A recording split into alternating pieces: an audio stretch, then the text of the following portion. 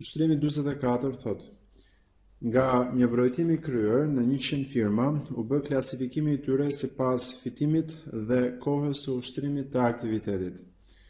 Rezultatet e vrojtimit i jepen në tabel. Thot rezultati financiar, fitim, humbje dhe koha e aktivitetit në vite, deri në 2, 2 deri në 5 dhe mbi 5 vite.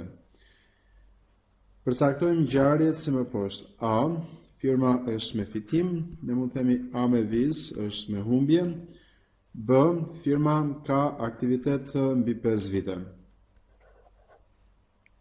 Nga dhënat ne mund gjejmë probabilitetin e ndodhjes ngjarjes A, nga 100 firma 24 janë me fitim dhe i bie 0,24 probabiliteti ndodhjes ngjarjes A.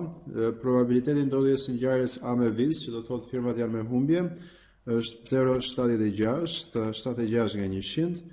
Probabiliteti ndodhjes ngjarjes B, firmat ketë aktivitet mbi 5 vite, janë 39 nga 100, që i bie 0,39. Këto mund të gjejmë nga tabela. Përcaktoni probabilitetin që një firmë me aktivitet mbi 5 vite të jetë me fitim. Atëherë, tek ushtrimi 44 mua më kërkon probabilitetin që ndërkohë që firma ka mbi 5 vite, pra ka ndodhur ngjarja B, të ndodhë dhe ngjarja A. Është baraz me në emërues keni probabilitetin e B-s, në numërues keni probabilitetin e A prerë me B. Baraz, i referohemi të dhënave të tabelës, probabiliteti i B-s është 39%, sepse nga 100 firma, 39 firma kanë aktivitet mbi 5 vite, dhe probabiliteti A prerë me B është ndodh ngjarja A dhe ngjarja B njëkohësisht, do thotë kanë fitim dhe janë mbi 5 vite, janë 14 firma nga 100 në total. 14 të 100-at dhe do dalë 14 të 39-at. Probabiliteti që ndërkohë që firma ka aktivitet mbi 5 vite të jetë dhe me fitim. Nga llogaritjet kjo del 14 pjesësuar për 39, 0,36.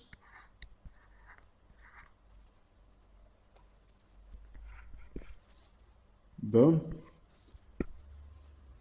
Probabiliteti ndodhjes ngjarjes B kur ka ndodhur ngjarja A është PB me kusht A.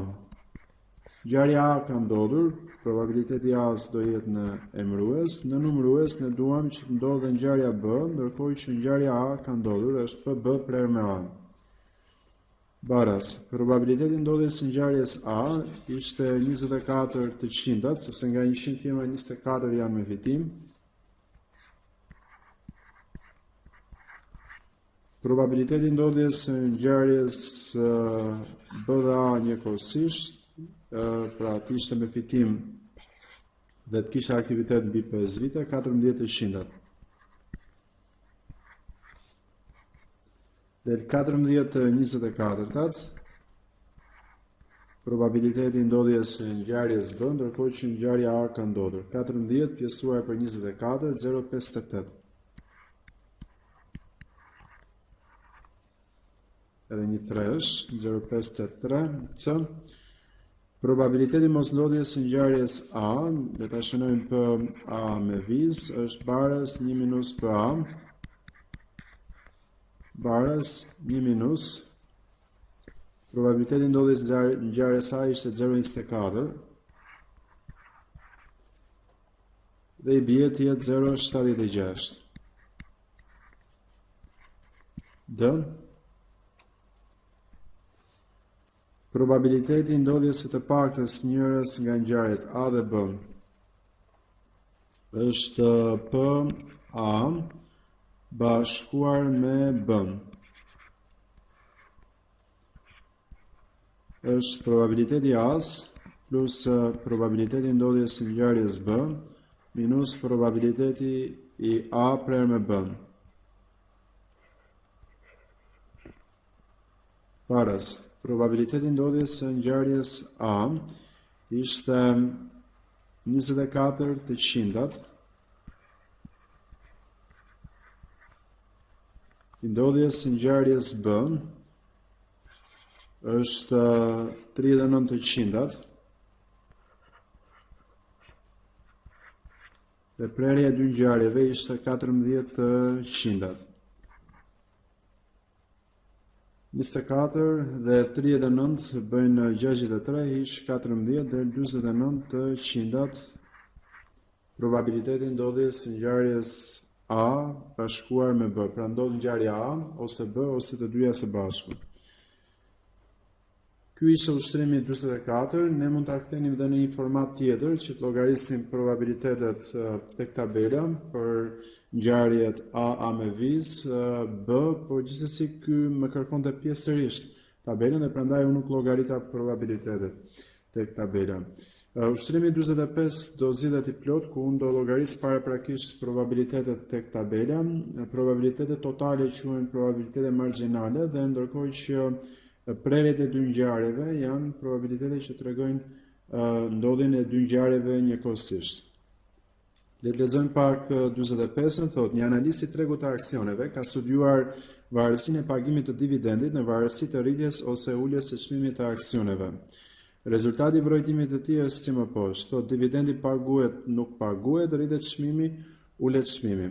Shikoni pak që kur ne bëjmë këto tabela, ngjarjet duhet të jenë përjashtuese të njëra tjetrës, pra o paguhet dividend ose nuk paguhet, ose mund të jenë tre ngjarje, nuk ka rëndësi, po ama të treja bëjnë gjithë hapësirën e ngjarjeve dhe njëkohësisht shohim çfarë ndodh dhe me çmimin, ku dhe këtu kemi ngjarje përjashtuese të njëra tjetrës, pra o rritet çmimi ose nuk rritet çmimi. Për dividendin unë po përdor simbolikën D dhe për mospagimin e dividendit D me vizë. Ndërsa për rritjen e çmimit P dhe për mosrritjen e çmimit P me vizë. E kthejmë pak tabelën në një format ku ne kemi kalkuluar probabilitetet e ngjarjes D me vizë, P me vizë dhe prerjet e ngjarjeve. Është ushtrimi 45, sqarojmë edhe një herë simbolikën D paguhet dividend.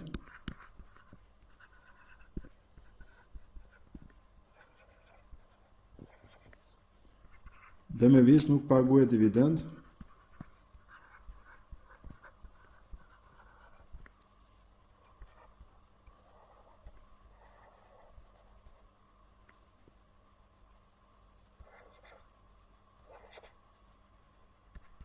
P rritet çmimi.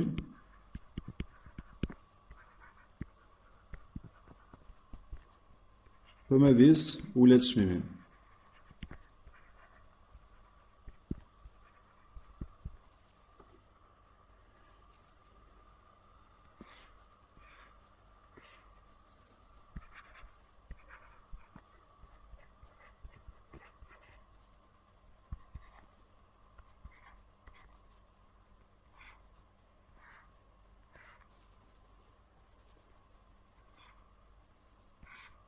Tabelën që padëm do ta kthem në një format ku ne kemi llogaritur probabilitetet. Totali i probabiliteteve do jetë 1. Ngjarja D ndodh në 112 raste, pra rasti kur paguhet dividend është 112 raste nga 246 në total. Kështu që probabiliteti D-s del 112 pjesëtuar për 246. Të shohim. 112 pjesëtuar për 246 del 0.46 e rrumbulla kosur. 0.54 është probabiliteti i D me vizë. Pra, o paguhet ose paguhet dividend, kështu që mund të përdorni edhe logjikën pak. Pastaj probabiliteti i P-s i rritjes së çmimit. Në 246 raste, çmimi është rritur në 119 prej tyre. Atëherë probabiliteti i P-s është 119 pjesëtuar për 246. Dhe kjo del 119 pjesëtuar për 246, 0.48. Mundësia e rritjes së çmimit dhe del 0.52 mundësia që çmimi të jetë ulur. Tani kemi llogaritur probabilitetet margjinale, ju mund mos bëni zgaravina në fletore, unë bëra një 2 zgaravina dhe i fshiva, thjesht për treguar se si u bën llogaritjet. Pastaj gjejmë probabilitetet e prerjes së ngjarjeve. Njëkohësisht paguhet dividend dhe rritet çmimi. Janë 34 firma që njëkohësisht kanë paguar dividend dhe çmimi është rritur, që i bie 34 kundrejt totalit firmave 246. Kjo del 34 pjesësuar për 246 014.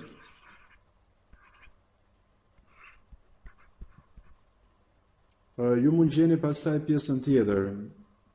Duhet dalë 034 mundësia që mos jetë paguar dividend dhe të jetë rritur çmimi. Dhe ne gjetëm më përpara që ishte 0.48 mundësia që të ishte rritur çmimi, dhe çmimi rritet ose kur paguhet ose kur nuk paguhet dividend. Ju mund ta gjeni 0.34 dhe duke bërë raportin 85 është mundësia që nuk paguhet dividend dhe rritet çmimi kundrejt 246 në total.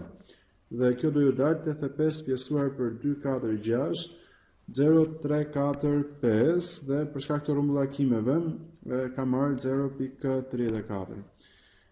Tani, plotësojmë dhe pjesën tjetër, mundësia që të jetë paguar dividend dhe të jetë ulur çmimi duhet ju dalë 0.32. 0.14 plus 0.32 del 0.26 dhe mundësia që nuk është paguar dividend dhe është ulur çmimi është 0.2. Si e gjeta, duhet që dalë kjo 0.52 ose 0.54.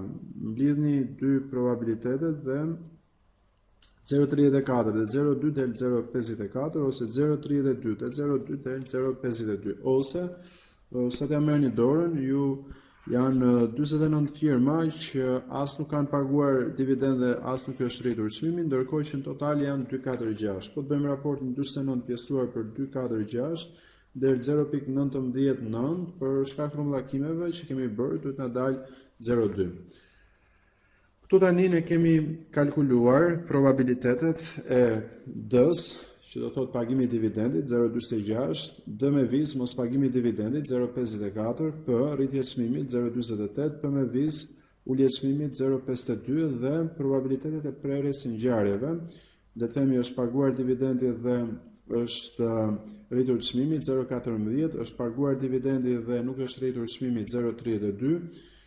Probabiliteti që nuk është paguar dividendi dhe është rritur çmimi 0.34, nuk është paguar çmimi dhe nuk është rritur çmimi 0.2. Të shohim se për çfarë pyet profesori dhe të japim përgjigje. Nëse zgjidhet rastësisht një aksion nga 246 aksione, sa është probabiliteti që të jetë rritur çmimi? Më kërkon tek pika A probabilitetin e ndodhjes së ngjarjes P, ne e kemi kalkuluar është 0.48. Pika B thotë: nëse zgjidhet rastësisht një aksion, sa është probabiliteti që dividendi të jetë paguar? Atëherë më kërkon probabilitetin e ndodhjes së ngjarjes D. Ne kemi gati, është 0.46 nga tabela.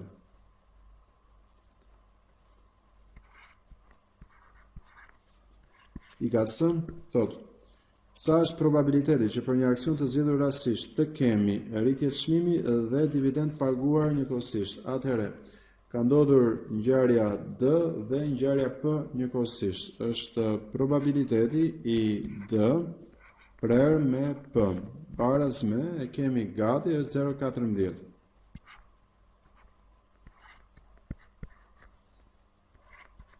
D. Sa është probabiliteti që për një aksion të zgjedhur rastësisht nuk është paguar dividend dhe nuk kemi rritje çmimi? Atëherë, është ngjarja D me vizë prerë me ngjarjen P me vizë.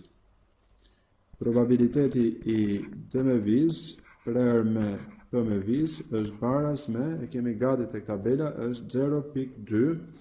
Mundësia që dhe mos të jetë paguar dividend dhe mos të jetë rritur çmimi njëkohësisht.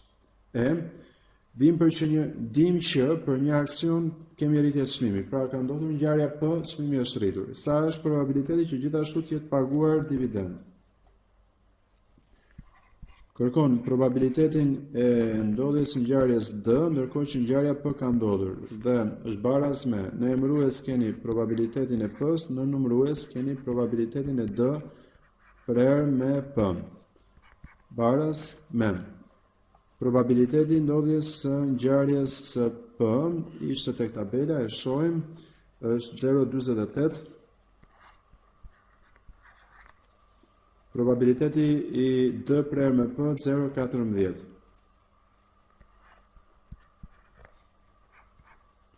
0,14 pjesëtuar për 0,48, shohim se sa del.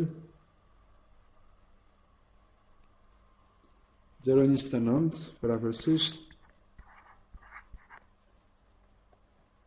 2,916 pika fën thot: nëse për një aksion dihet që nuk është paguar dividend, pra ka ndodhur ngjarja D me viz, nuk është paguar dividend, sa është probabiliteti që çmimi të jetë rritur? Kërkon probabilitetin e ndodhjes së ngjarjes P, ndërkohë që ka ndodhur ngjarja D me viz. Është baraz me në emërues keni probabilitetin e ndodhjes së ngjarjes D me viz, në numërues keni probabilitetin e P prerë me D me viz.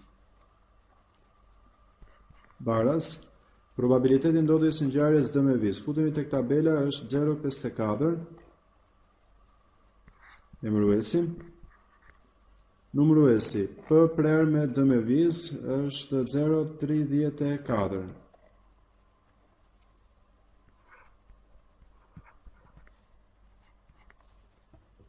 Bëjmë raportin 0,34 pjesëtuar për 0,54 është 0,6296. Është mundësia që ndërkohë që nuk është paguar dividend, kemi rritje çmimi. G, sa është probabiliteti që për një aksion të zgjedhur rastësisht të kemi rritje çmimi ose dividend paguar ose të dyja së bashku. Është probabiliteti i ndodhjes i bashkimit të dy ngjarjeve D dhe P. D bashkuar me P. Është probabiliteti i D-s plus probabiliteti i P-s minus probabiliteti i D prerë me P. Baraz, kemi në tabel të gjitha probabiliteti i D-s 0,46, i P-s 0,48,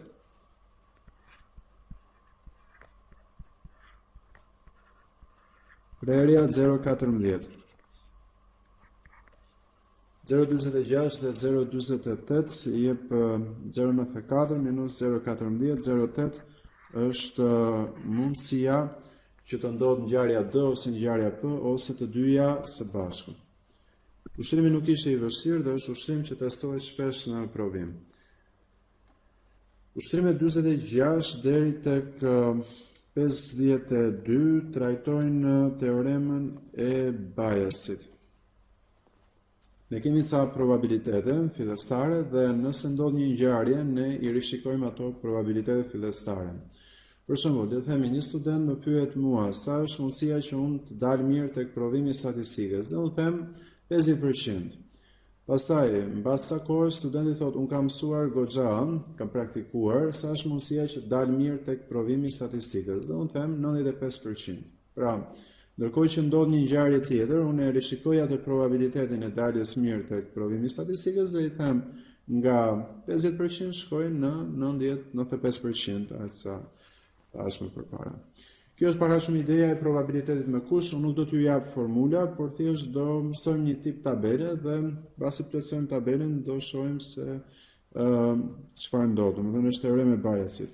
46. Një ndërmarrje kimike ka një sistem alarmi emergjent. Kur ekziston një situatë emergjence, alarmi reagon me probabilitet 0,95 dhe kur nuk ekziston një situatë emergjence, alarmi reagon me probabilitet 0,02. Një situatë emergjence është ngjarje rrallë me probabilitet 0,004. Sapo është dhënë një alarm, sa është probabiliteti që të ketë pasur vërtet situatë emergjence? Tani, ju e dini që shpeshherë alarmet bien kot. Okej. Ne nisim me ngjarje që janë përjashtues të njëra tjetrës. Ka emergjencë ose s'ka emergjencë. Le ta quajmë A1 ngjarjen që ka emergjencë dhe A2 ngjarjen që nuk ka emergjencë. Tani, o ka o s'ka, kështu që janë ngjarje përjashtuese të njëra tjetrës. Ishte ushtrimi numër 46. A1 ka emergjencë.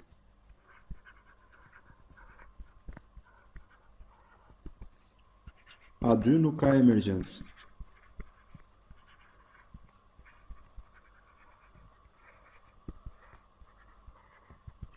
Dhe ngjarja B, bie alarmi.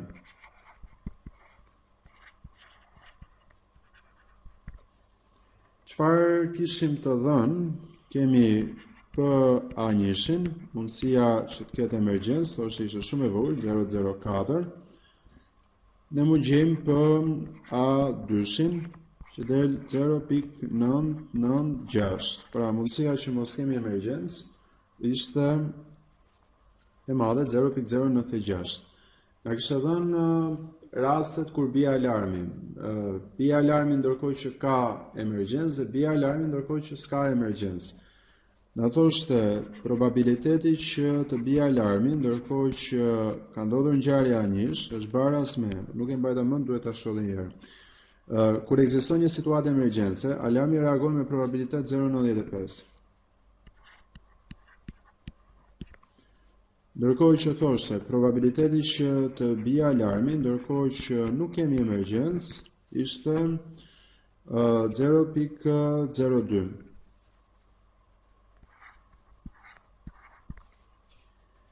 Tani, këtë informacion ne do ta hedhim në një tabel ku do nisemi fillimisht me këto ngjarje që janë përjashtuese të njëra tjetrës, që është ngjarja A1 A2, pastaj do fusim probabilitetet me kusht, që është probabiliteti i rënjes alarmi ndërkohë që ka ndodhur ngjarja A1 ose A2, pastaj do i shumëzojmë të dyja dhe në fund fare do dalim tek teorema e Bayesit.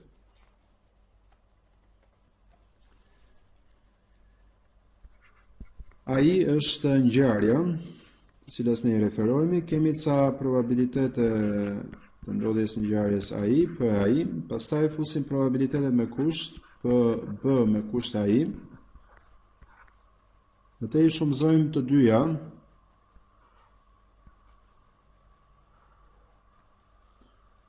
PAI herë PB me kusht AI. Në fund fare, është teorema e Bayesit, dalim tek probabiliteti i AI me kusht B.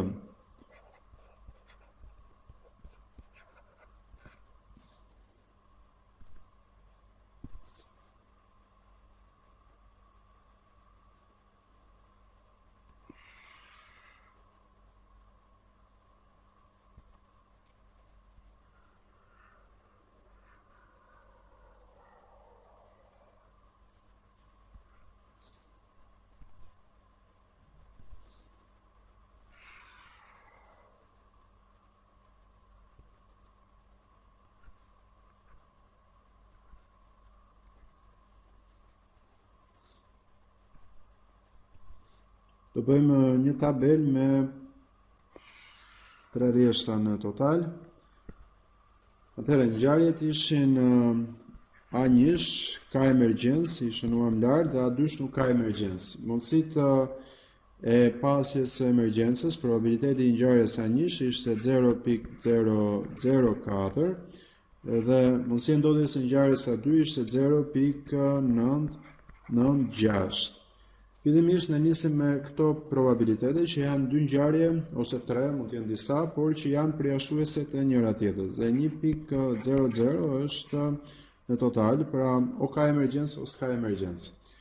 Pastaj me jepeshin probabilitetet me kusht, është bërë studimi dhe është parë se sa herë bie alarmi kur ka emergjencë dhe sa është mundësia që të bie alarmi kur nuk ka emergjencë. Dhe të ma thoshte vetë profesori ishte 0.95. Mundësia që të bie alarmi ndërkohë që ka emergjencë dhe 0.02 mundësia që të bie alarmi ndërkohë që s'ka emergjencë. I shumëzojmë të dyja, PAI herë PB me kusht AI. Dhe del pik 0.04 herë pik 95 del 0.0038.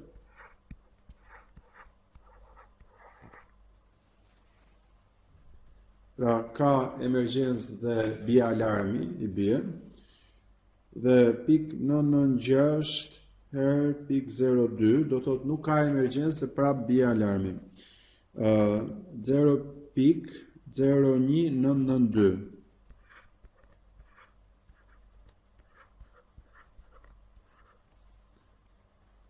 Po të mbledhim të dyja bashk, del probabiliteti i rënjes së alarmit, probabiliteti ndodhjes së ngjarjes B. Alarmi bie ose kur ka emergjencë ose kur s'ka emergjencë. Çfarë po bëj unë? Po shumësoj dy ngjarjet. Pra, nuk ka emergjencë dhe bie alarmi, okay? Dhe nuk ka emergjencë dhe bie alarmi dhe dy janë mundësitë e rënjes së alarmit ose kur ka ose kur s'ka emergjencë. 0.01992 plus 0.0038 del 0.02372.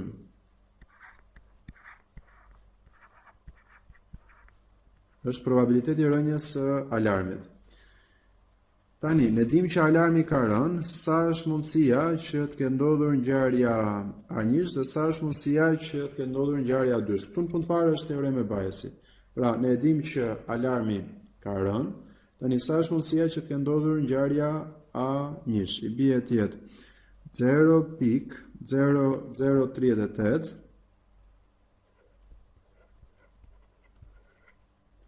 pjesëtuar për 0.02372.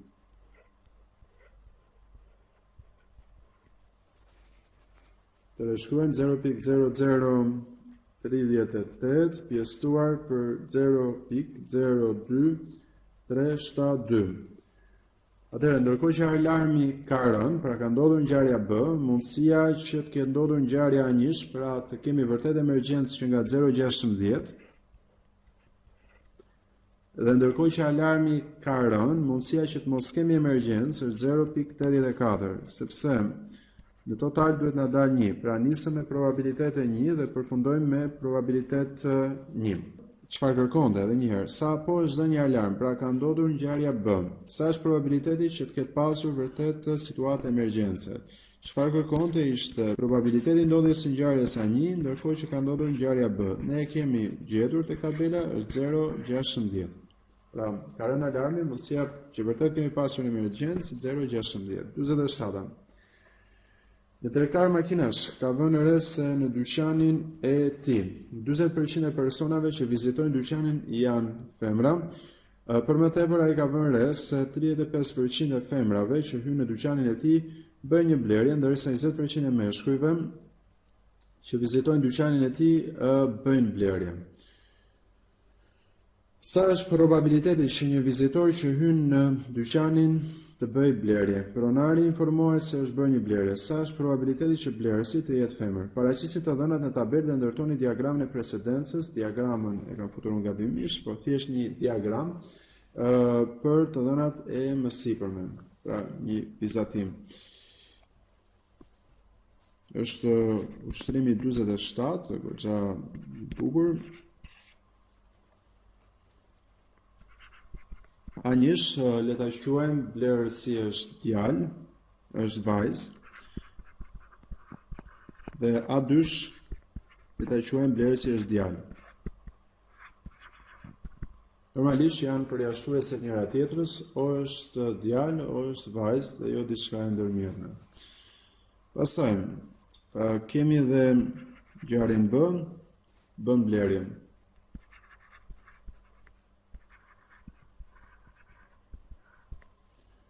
Plotësojmë direkt tabelën pa humbur kohë.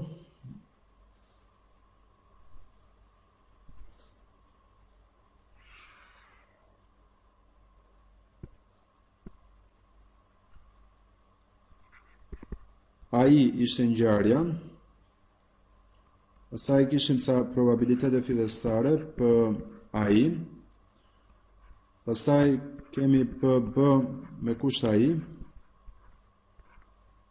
Pastaj bëjmë shumëzimin për AI her PB me kusht AI.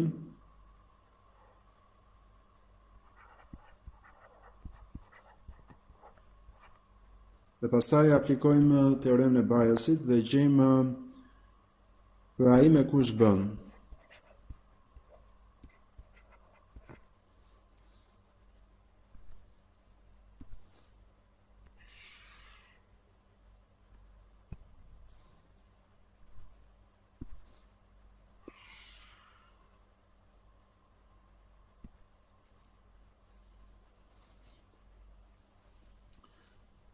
Ngjarjet ishin A1 A2, ishte nova unë, djalë vajzë, shohim dhe i herë informacionin sepse unë e harrova, thoshte tregtari i makinave kanë vënë re se 40% e personave që vizitojnë dyqanin janë vajza, atëherë 0,4 është probabiliteti i A1-shit dhe 0,6 është probabiliteti i A2-shit. Në total të dyja bashkë janë 1,00. Ne fillojmë me probabilitetin 1. Pastaj ka dhënë probabilitetin e bërjes së blerjeve, ndërkohë që është djalë ose vajzë. Dhe thotë 30%, 35% e vajzave bëjnë blerje, bie 0,35 është mundësia që ndërkohë që ne e dim që ai që ka hyrë në dyqan është vajzë të bëjë blerje, ndërkohë që thoshte 20% e djemve bëjnë blerje. 0,2 është mundësia që ndërkohë që ai që ka hyrë në dyqan është djalë të bëjë blerje. Normalisht dyqanet do falimentonin po të ishin të gjithë blerësit djem. Shikoni që djem nuk bëjnë shumë blerje sepse janë kurnacë për nga natyra. Edhe do falimentojnë ekonominë po të ishin gjithë djem. Do ulej konsumi. Atëherë bëjmë pak shumëzimin e ngjarjeve. 0,4 erë 0,35 del 0,14. Mundësia që hyrë në dyqan është vajzë dhe njëkohësisht bën blerje, pra është vajzë dhe njëkohësisht bën blerje. Dhe 0,4, 0,6, 0,2 del 0,12 mundësia që është djalë dhe njëkohësisht bën blerje. Atëherë nëse i mbledhim të dyja bashkë, gjejmë probabilitetin e bërjes së blerjes, që del 0,14 plus 0,12, 0,26 është probabiliteti bërjes së blerjes. Dhe tani mund të aplikojmë teoremën e Bayesit tek pjesa e fundit, ku ne dim që është bërë një blerje, do shohim sa është mundësia që të ketë qenë djalë ose vajzë. Dhe në total duhet jetë 1. Atëherë 0,14 pjesëtuar për 0,26, pra është bërë blerje, ka ndodhur ngjarja B, ku probabiliteti ishte 0,26, ne duam dim sa është mundësia që të ketë ndodhur dhe ngjarja A1, pra ai që ka bërë blerje të ketë qenë vajzë, dhe i bie 0,14 pjesëtuar për 0,26. Del 0,54,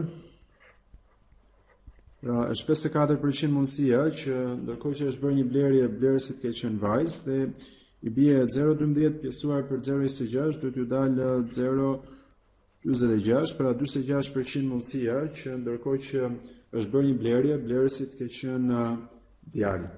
Tani ti përgjigjemi pyetjeve. Sa është probabiliteti që një vizitor që hyn në dyqan të bëjë blerje? Më kërkon PB-n. Probabiliteti ndodhjes së ngjarjes B është 0,26. Le ta quajmë pika A këtë. Pika B. Pronari informohet se është bërë një blerje, pra ka ndodhur ngjarja B. Sa është probabiliteti që blerësi të jetë vajzë? Është probabiliteti i A1 me kusht B. Dhe edhe këtë e kemi tek tabela 0,54, ndërkohë që ka ndodhur blerja, mundësia që të jetë vajzë 0,54. 48. Duke ju referuar ushtrimit 47, le të jetë B, ngjarja që vizitori nuk bën blerje, unë e quajta B me vis, kështu që kam ezauruar në fakt. Sa është probabiliteti që mos bëhet blerje? E gjetëm, është 0,76.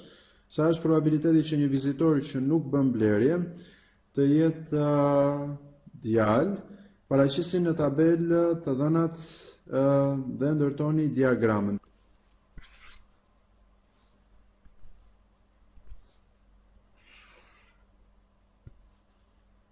Kishim ngjarjen AI fillimisht, pastaj probabiliteti ndodhjes ngjarjes AI, pastaj probabiliteti i B me vis me kusht AI, sepse kështu e quajta unë, B me vis quajta mos blerjen. Pastaj shumëzonim dy ngjarjet, P AI B me vis me kusht AI.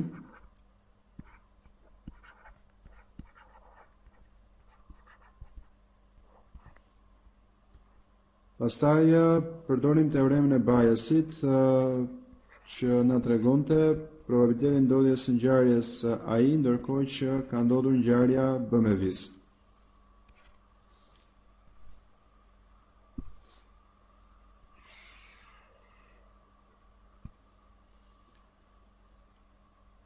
Kishim ngjarjen A1 vajzë dhe A2 djalë.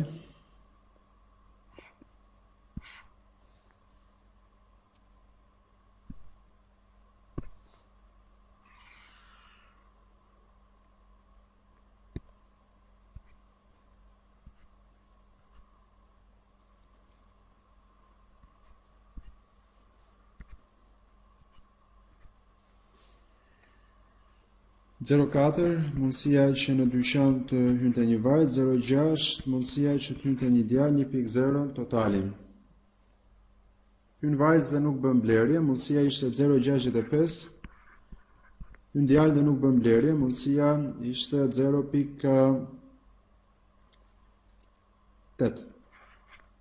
04 e 0.65 në doli 0.26 dhe 0.6 e 0.8 doli 0.48.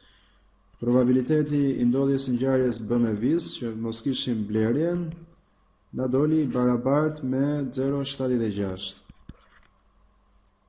Gjithë arsyeja pse e bëra edhe një herë është për të kalkuluar këtë pjesën e fundit që tregon teorenë e Bayesit. Atëherë 0.26 pjesëtuar për 0.76 del 0.34. Ndërkohë që nuk ka ndodhur një blerje, mundësia që të ketë qenë vajzë është 0.34 dhe 0.66 është mundësia që ndërkohë që nuk ka ndodhur një blerje, mundësia që të ketë qenë djalë është 0.66. Dhe çfarë kërkonte? Thoshte sa është probabiliteti që një vizitor që nuk bën blerje të jetë djalë. Atëherë më kërkon probabilitetin e ndodhjes së ngjarjes A2, ndërkohë që ka ndodhur ngjarja B me vizë dhe është 0.66. Ky ishte ushtrimi 48. 49 sërish është teorem Bayesin, unë do punoj ndoshta pak më shpejt tek 49, thotë: konsideroni një test për një sëmundje që ka besueshmëri në mëposhme. Kur aplikohet tek një person i smur, testi jep rezultat të saktë me probabilitet 0.92 dhe kur aplikohet tek një person jo i smur, testi gabimisht jep një rezultat pozitiv me probabilitet 0.04. Supozojmë që smundja është e rrallë dhe dihet se 0.1% e popullsisë është me këtë smundje. Okej, direkt nuk u zgjata më shumë. 49, fillimisht A1 i smur. Probabiliteti i ndodhjes së ngjarjes A1 ishte 0.001, sepse thoshte 0.1% ose si shifër 0.01 dhe A2 jo i smur. Probabiliteti i ndodhjes së ngjarjes A2 është 0.999. Pra 99.9% mundësia që të mos jesh i smur dhe B testi del pozitiv.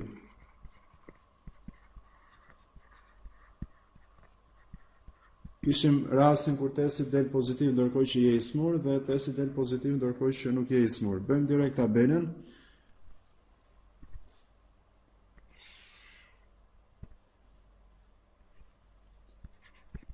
AI ngjarja, pastaj kemi probabiliteti i ndodhjes ngjarjes AI. Probabiliteti i ndodhjes ngjarjes B, ndërkohë që ka ndodhur ngjarja AI, pastaj kemi shumëzimin, është P AI herë PB me kusht AI. Dhe në fund fare kemi teoremin e Bayesit, P AI me kusht B.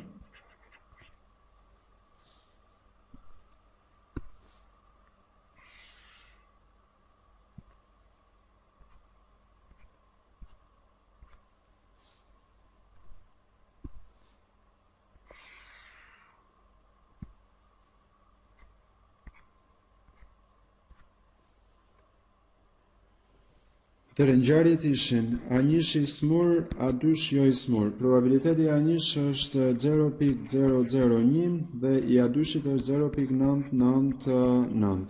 Probabiliteti i daljes së testit pozitiv, ndërkohë që është i smur, është 0.92 dhe dalja e testit pozitiv ndërkohë që nuk është i smur 0.04. Shumëzojmë të dyja dhe gjejmë se sa është probabiliteti I ndodhjes së ngjarjes B që testi del pozitiv. Testi del pozitiv ose kur je I smur ose kur nuk je.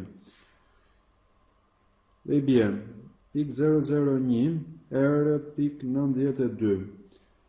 Del 0.00092 e para.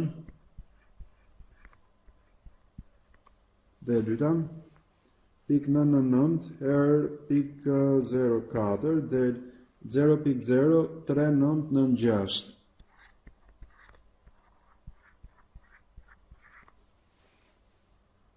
plus pik 0.00092 del probabiliteti I ndodhjes së ngjarjes B 0.04088. Tani ne e dim që ka ndodhur ngjarja B, sa është mundësia që ndodhi ngjarja A1 dhe A2. Pik 0.00092 pjesëtuar për pik 0.4088.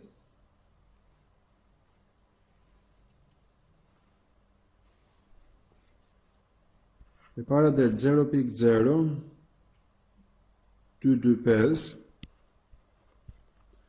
Pra, ndërkohë që testi ka dalë pozitiv, mundësia që ti jesh vërtet I smur që nga e vogël është 2.25% dhe mundësia që të mos jesh I smur deri 0.9775. Pra, 97.75% është mundësia që ndërkohë që testi ka dalë pozitiv të mos jesh I smur. Dhe çfarë kërkonte ushtrimi 49 ishte kur aplikohet nëse personi I zgjedhur rastësisht nga grupi mësimor testohet dhe rezultati është pozitiv, sa është probabiliteti që të jetë I smur? Më kërkon probabilitetin e ndodhjes së ngjarjes A1 ndërkohë që ka ndodhur ngjarja B dhe është 0.0225.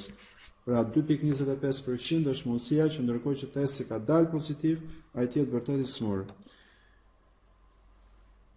50 është sërish aplikimi I teoremës Bayesit. Unë do ta neglizhoj meqense ne bëm të paktën 2 ushtrime me teoremë Bayesi.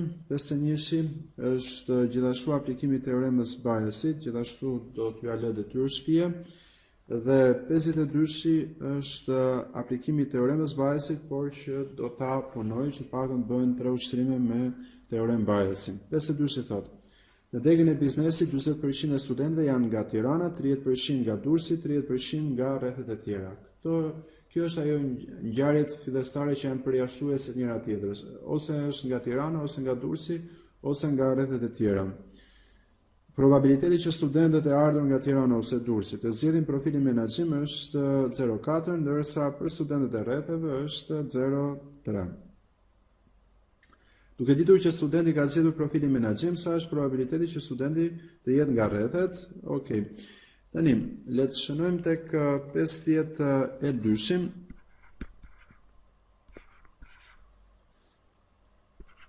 A1 nga Tirana.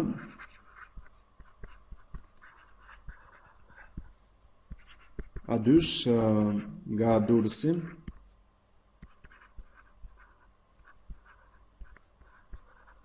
Dhe A3 nga rrethet e tjera.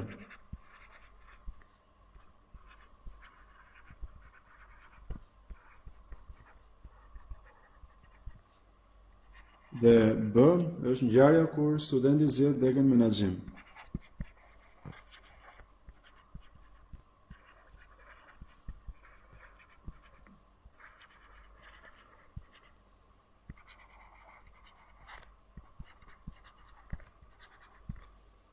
Pauzatur, bëjmë tabelën.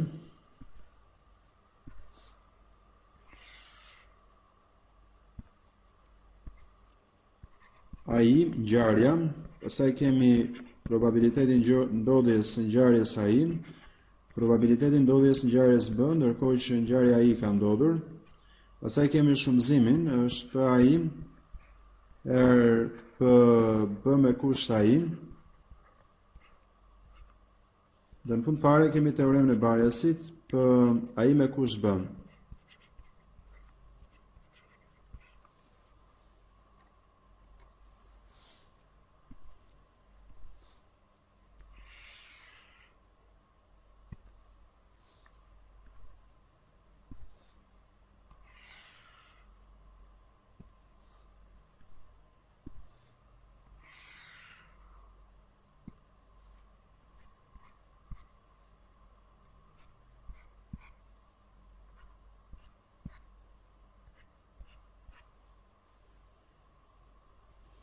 Ngjarjet ishin A1, A2, A3, ku A1 ishte nga Tirana, A2 nga Durrësi, A3 mundësia që studenti ishte nga rrethet.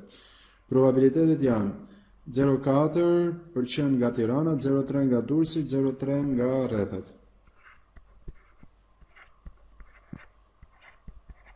Në total duhet të jenë 1,00, pra të gjithë probabilitetet. Atëherë mundësia e zgjidhjes së degës menaxhim thotë ndërkohë që është nga Tirana Durrësi është 0,4 dhe ndërkohë që është nga rrethet mundësia që të zgjidhet degën menaxhim është 0,3. Bëjmë shumëzimin 0,4 herë 0,4 del 0,16, 0,3 herë 0,4 0,12, 0,3 herë 0,3 0,09. Del probabiliteti i ndodhjes së ngjarjes B, pra mundësia për të zgjedhur degën menaxhim. 0,28 dhe 0,9 del 0,37. 37% e studentëve që hynë në fakultetin e ekonomisë zgjedhin degën menaxhim. Pastaj në fund fare do gjejmë probabilitetet me kush, pra ndërkohë që studenti ka zgjedhur degën menaxhim, ka ndodhur ngjarja B, sa është mundësia që të ketë ndodhur ngjarja A1 ose A2 ose A3. Atëherë 0,16 pjesëtuar për 0,37 i bie 0,43 është mundësia që ndërkohë që një student që ka zgjedhur degën menaxhim të jetë nga Tirana. 0,12 pjesëtuar për 0,37 del 0,32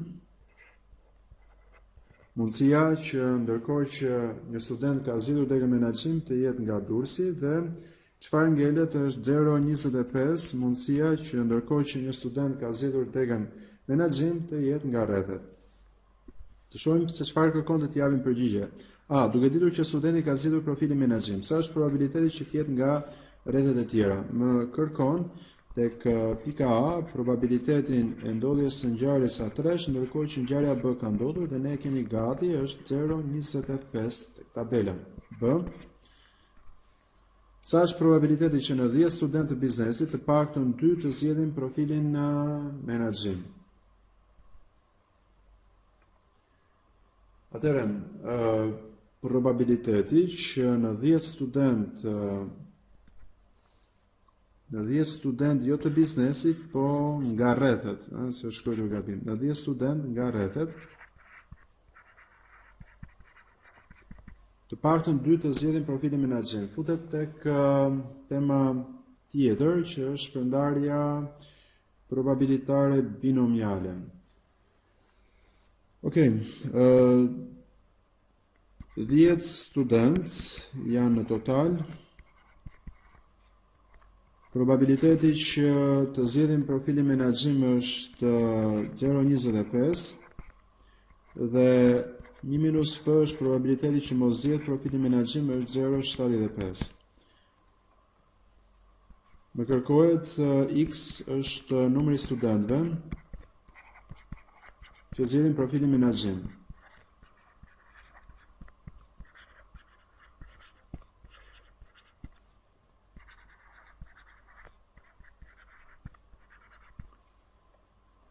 Më kërkon probabilitetin që X-i të jetë më i madh paras me 2. Të paktën 2, ta lexojmë edhe një herë, të paktën 2 të zgjedhin profilin menaxhim. Është baras me 1 minus probabiliteti që X-i të jetë baras me 1, pra vetëm 1 ta zgjidhi, dhe minus probabiliteti që X-i të jetë baras me 0. Është shpërndarje binomiale, ne do flasim në fakt tek tema 5 për shpërndarjen binomiale. Tani nga 10 student mundet që asnjë të mos zgjedh profilin menaxhim, pra 0, mundet që 1 ta zgjedh profilin menaxhim, mundet që 2 ta zgjedhin profilin menaxhim, ose 3 ose 4 deri tek 10. Mesatarisht ne presim që në 10 veta 25% ose 2.5 të zgjedhin profilin menaxhim. Probabiliteti që X-i, numri i studentëve që zgjedhin profilin menaxhim të jetë më i madh baras se 2 duhet jetë i lartë, sepse ne presim mesatarisht të jetë 2.5. Tani, 1 minus probabiliteti që x-i të marrë vlerën 1 është shpërndarje binomiale, është kombinimi me një element nga 10 në total herë 0.25 është probabiliteti i suksesit në fuqi të parë herë 0.75 dështimi është në fuqi 9, sepse nga 10 element ne duam që një element të ketë zgjedhur profilin menaxhim dhe 9 element mos e kenë zgjedhur profilin menaxhim. Dhe probabiliteti që x-i të jetë baraz me 0 janë kombinimet me 0 element nga 10 element total herë 0.25 në fuqi 0, nuk duam asnjë dështim, asnjë sukses, dhe herë 0.75 në fuqi të 10. Baraz 1 minus c 1/10 është 10 faktorial pjesëtuar për 1 faktorial herë 9 faktorial, që del 10, herë 0.25 në fuqi të parë, herë 0.75 në fuqi 9. C 10-0 është 1, edhe 0.25 fuqi 0 është 1, herë 0.75 në fuqi 10. Realisht është humbje kohe, kjo që po bëj unë, 1 minus 10 herë 0.25 në fuqi të parë herë 0.75 në fuqi 9. Del 0.1877.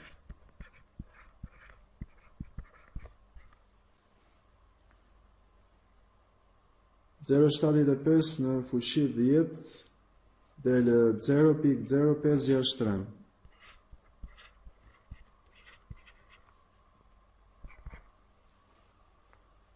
Një minus 0.1877 minus 0.0563 del 0.756. Pra 75.6% është mundësia që më shumë se 2 veta të zgjedhin profilin menaxhim, sepse mesatarisht duhet zgjedhin 2.5. Gjithsesi kjo pika është e panevojshme për momentin, është përzierje e probabilitetit me kusht teoremës Bayesit me shpërndarje binomiale. Kaq dhe për këtë temë.